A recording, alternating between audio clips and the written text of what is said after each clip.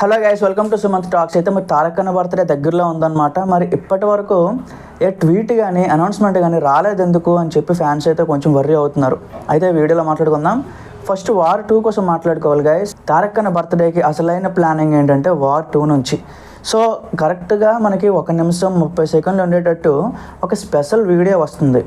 తారక్ అన్న క్యారెక్టర్ ఏంటి, అసలు ఎలా ఉంటాడు, సో పేరేంటి, అన్నీ కూడా మనకైతే బయటకు వచ్చే అవకాశం ఉంటుంది. ఇందులో మళ్ళీ హృతిక్ రోషన్ గారి వాయిస్ ఓవర్ ఏమైనా ఉంటుందా లేకపోతే ఏంటి అన్నీ బయటకు రాలేదు.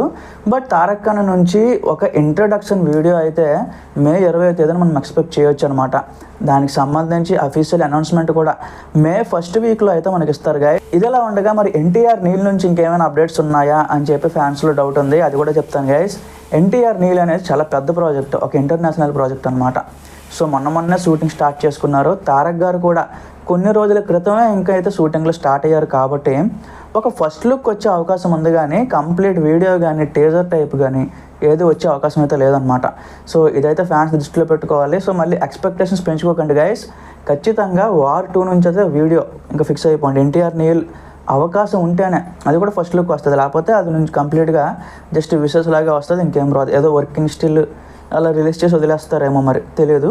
వార్ 2 నుంచి ఫిక్స్ గాయస్. ఇదైతే ఆగస్ట్ 15వ తేదీన మనకు రిలీజ్ అవుతుంది కాబట్టి ఇంకా పండగనే చెప్పాలి. సినిమా రిలీజ్ కూడా చాలా తక్కువ రోజులు ఉన్నాయి. ఈ సినిమా బడ్జెట్, ఈ సినిమా తాలూకు మేకింగ్ స్టైల్ అంతా కొత్తగా ఉండిపోతుంది గాయస్. ఇప్పటిదాకా తెలుగు సినిమా ఇండస్ట్రీ కాదు కదా, ఈవెన్ మొత్తం ఇండియన్ చరిత్రలోనే అలాంటి మేకింగ్ ఆఫ్ స్టైల్స్ ఇప్పటిదాకా పెట్టలేదన్నమాట.